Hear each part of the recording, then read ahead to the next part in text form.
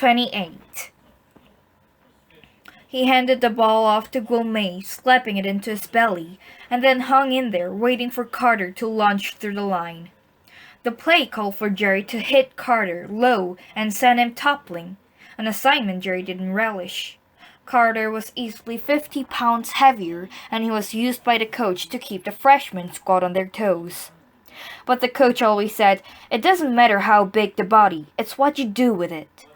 Now Jerry waited for Carter to emerge from the jungle of skirmishing bodies as Gourmet plunged off tackle. And there he was, like a freight train on the loose, out of control, rampaging wildly, trying to careen toward Gourmet, but too late, too late. Jerry leaped toward him, low, aiming for that vulnerable territory of the knees, the target pinpointed by the coach. Carter and Jerry collided like a street accident. Colored lights whirled, 4th of July on an October afternoon. Jerry felt himself lunging toward the ground, arms and legs askew, all mixed up with Carter's arms and legs. There was exhilaration in the collision, the honest contact of football, not as beautiful maybe as a completed pass or a fake that threw your opponents off balance, but beautiful nevertheless and manly, prideful. The good damp smell of the grass, the earth, rushed into Jerry's nostrils, and he let himself be carried on the waves of the sweet moment, knowing he'd carried out his assignment. Get Carter. He glanced up to see Carter raising himself in astonishment, shaking his head. Jerry grinned as he got to his feet. Suddenly he was struck from behind, a vicious blow to his kidneys, sickening in its impact. His knees caved in, and he sank to the ground again.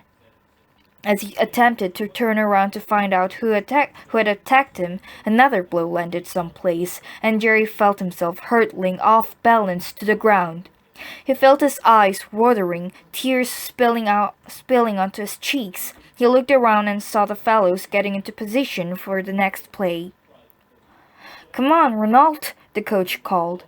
He got to one knee, then managed to stand on both feet. The pain was subsiding, translated now into a dull, spreading ache. Come on," the coach urged, irritable as usual. Jerry made his way tenderly toward the lineup. He thrust his head and shoulders into the huddle, considering what play he should call next, but a part of him was not concerned with the play or the game. He lifted his head and scanned the field as if he were figuring out what to do next. Who had assaulted him that way? Who hated him so much that he'd wrecked him up so viciously? Not Carter. Carter had been in full view. But who else? Anybody. It could have been anybody. From his own team, maybe. "You okay?" somebody inquired. Jerry plunged into the huddle again. Called his own number, a run keep. At least if he carried the ball, he'd been in full view of everyone and not as vulnerable to a sneak attack. "Let's go," he said, putting juice into the words, letting them all know that he was fine, great, ready for action. He found that his rib cage ached when he walked. Lined up behind the quarterback, Jerry raised his eyes again, sweeping the players. Somebody was trying to wipe him out. "Give me eyes behind my head," he prayed as he barked the signals. The telephone rang as he inserted the key in the front door. Turning the key swiftly, he flung the door open and tossed his books on the chair in the hallway. The ring went on unendingly, a lonely sound in the empty apartment. Finally, he grabbed it off the wall. "Hello?" Silence, not even a dial tone. Then, out of the silence, a faint sound. From a distance, getting closer like someone chuckling, privately, at a secret, intimate joke. "Hello?" Jerry said again. The chuckle was louder now. An obscene phone call? Only girls got those, didn't they? Again that chuckle, more defined and louder, but still somehow intimate and suggestive, a chuckle that said, "I know something you don't know." "Who is this?" Jerry asked. and then the dial tone, like a fart in his ear. That night at 11 o'clock, the telephone rang again. Jerry figured it was his father. He was working the late shift at the drugstore. He lifted the receiver and said hello. No response. No sound at all. He wanted to hang up, but something made him hold the instrument to his ear, waiting. The chuckle again. It was weirder than the It was weirder than 3 o'clock this afternoon. The night, the darkness outside the apartment riddled with lamplight shadows seemed more menacing. Forget it, Jerry told himself. It always seems worse at night. Hey, who is this? He asked, the sound of his voice restoring normalcy. Still the chuckle, almost evil in its quiet mockery. This some creep, some flaky nut, some stupid jerk? Jerry asked. Draw him out, make him angry. The chuckle turned into a hoot of derision. Then the dial tone again. He seldom kept anything of value in his locker. The school was notorious for borrowers. Kids who weren't exactly thieves, but walked off with anything that wasn't nailed down or locked up. No sense buying a lock, it would be busted the first day. Privacy was virtually non-existent at Trinity. Most of the kids didn't give a damn or have any respect for the rights of others. They rummaged desks, pried lockers open, sifted through books on a perennial search for loot, money, pot, books, watches, clothing, anything. The morning after that first night phone call, Jerry opened his locker and shook his head in disbelief. His poster had been smeared with ink or some kind of blue paint. The message had been virtually obliterated. Do I dare disturb the universe was now a grotesque jumble of unconnected letters. It was such a senseless, childish act of vandalism that Jerry was more awed than angered. Who'd do such a crazy thing? Looking down, he saw that his new gym sneakers had been slashed, the canvas now limp shreds, rag-like. He had made the mistake of leaving them here overnight. Ruining a poster was a one thing, a gross act, the work of the animal. And all schools had animals, even Trinity. But there was nothing prankish about ruining the sneakers. That was deliberate, somebody sending him a message. The telephone calls, the attack on the football field. Now this. He closed the locker quickly so no one would see the damage. For some reason, he felt ashamed. He'd been dreaming of a fire, flames eating unknown walls, and the siren sounded. And then it wasn't a siren, but the telephone. Jerry scrambled from his bed. In the hallway, his father was slamming the receiver down the hook. Something funny is going on around here. The grandfather clock chimed twice. Jerry didn't have to blink the sleep from his eyes. He was wide awake, chilled, the floor cold beneath his feet. Who was it? He asked, although he knew, of course. Nobody, his father answered, disgusted. Same thing happened last night about this time, but it didn't wake you up. Some nut on the other end of the line, laughing away like it's the biggest joke in the world. He reached out and tousled Jerry's hair. Go back to bed, Jerry. There are all kinds of nuts running around loose. It was hours before Jerry fell into a strange, dreamless sleep. Renault, Brother Andrew called. Jerry looked up. He'd been immersed in his new art project, copying a 2-story house in order to learn perspective. A simple exercise, but he loved the ordered lines, the neatness, the stark beauty of planes and angles. Yes, brother? Your watercolor, the landscape assignment? Yes. Puzzled. The watercolor, which was a major project, had taken a week of painstaking work, simply because Jerry was not not at his best in free art. He was more at ease with formal or geometric designs, where the composition was well defined. But the watercolor would account for 50% of his mark this semester. Today's the final day for handing it in, the brother said. I don't find yours here. I put it on your desk yesterday, Jerry said. Yesterday?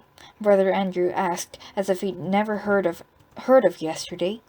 He was a fastidious, precise man who ordinarily taught math, but had been filling in for the regular art teacher.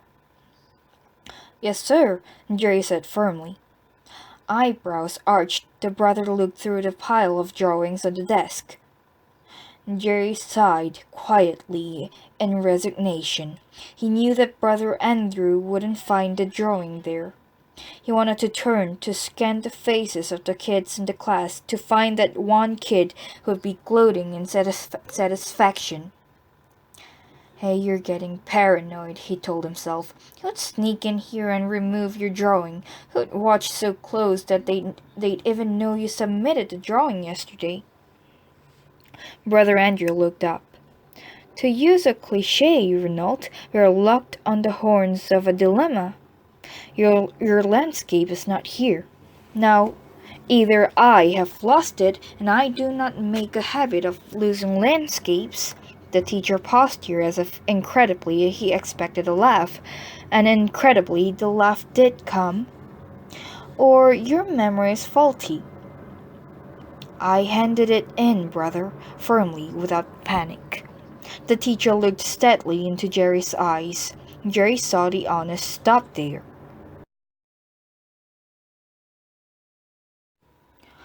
Well, Renault, perhaps I do make a habit of losing landscapes after all, he said, and Jerry felt a rush of camaraderie for the teacher.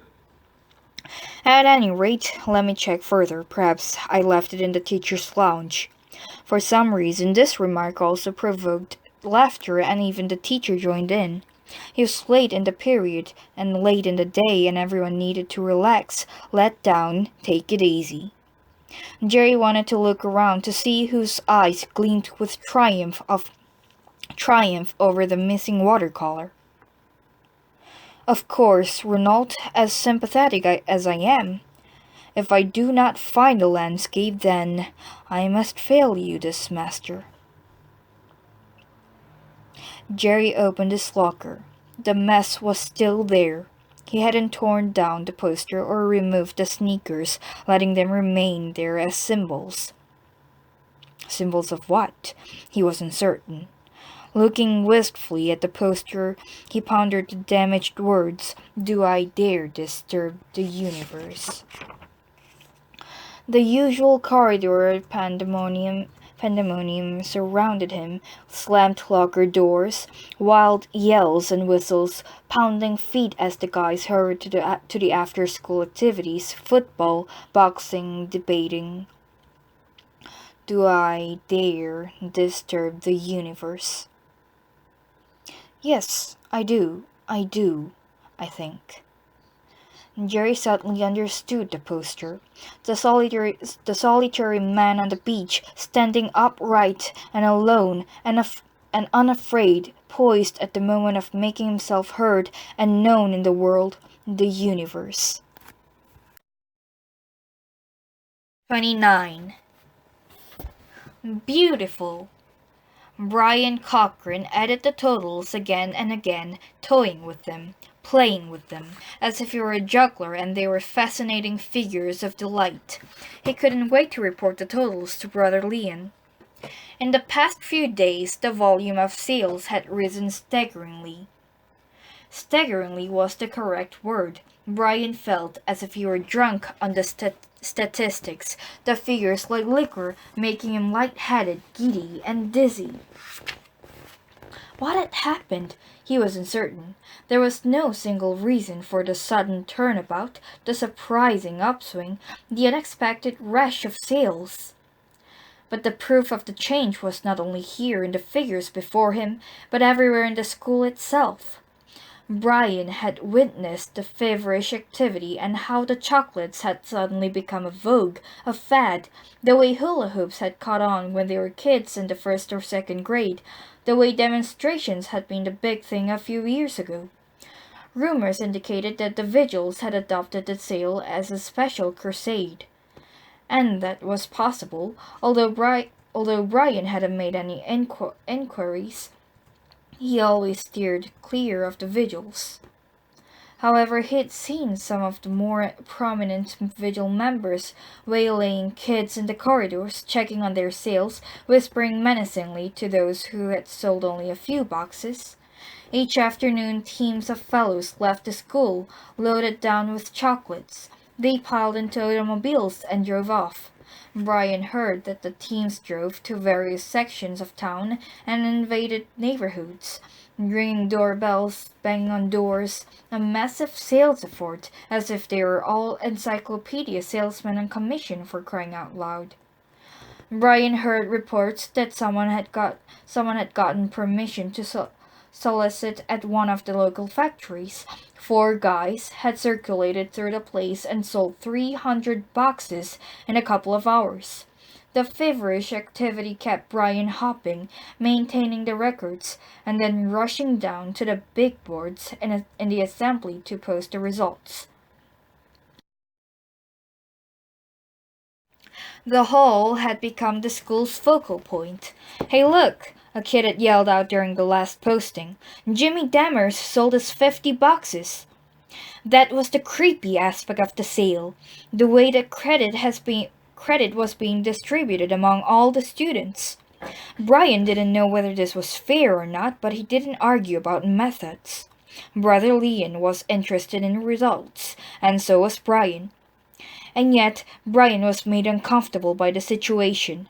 A few minutes ago, Carter had walked into the office with a fistful of money. Brian treated Carter with utmost care. He was head of the vigils. "Okay, kid," Carter had said, flinging the money, bills, and change on the desk. "Here's the returns. 75 boxes sold, $150. Count it." "Right." Brian leaped to the task under Carter's watchful gaze. His fingers trembled, and he cautioned himself to make no mistakes. Let it be 150 exactly. "Right on the nose," Brian reported. And then came the weird part. "Let me see the roster," Carter said. Brian handed over the list of names, each name with boxes beside it, in which returns were noted as they arrived, corresponding to the master list on the big boards in the assembly hall. After studying the roster for a few minutes, Carter told Brian to credit various students with sales returns. Brian made the entries as Carter called them out. Howard 13, DeLillo 9, Lemoyne 16, and so on, until the entire 75 boxes had been distributed among 7 or 8 students. "Those guys worked hard selling the chocolates," Carter said, a silly smile on his face. "I want to make sure they get credit." "Right," Brian said, not making waves. He knew, of course, that none of the fellows chosen by Carter had sold the chocolates, but that was not his business. "How many guys reached the 50 quota today?" Carter asked. Brian consulted his fingers. 6, counting Howard and LeBlanc. Those sales they just made put them over the top." Brian actually was able to keep a straight face. "Know what, Cochran? You're a bright boy. You're cool. You catch on fast." Fast? Hell, they'd been juggling the sales all week long, and Brian hadn't caught on for 2 entire days. He was tempted now to ask Carter if the campaign had turned into a vigils project, like one of Archie Costello's assignments, but decided to hold down his curiosity. Before the afternoon had ended, the sale of 475 boxes had been received. Cold, cold cash, as the teams returned to school with horns blowing. high with hilarity of success. When Brother Leon arrived, they totaled the sales together and discovered that 15,010 boxes of chocolates had been sold thus far. Only 5,000 to go, or 4,990 to be exact, as Brother Leon pointed out in that fuzzy, meticulous way of his. But Leon wasn't a problem today. He too seemed giddy, high, his wet eyes sparkling with the success of the sale. He actually called Brian by his first name. When Brian went to the assembly hall to post the latest figures, a cheering bunch of fellows applauded as he made the entries. No one had ever applauded Brian Cochran before, and he felt like a football hero of all things.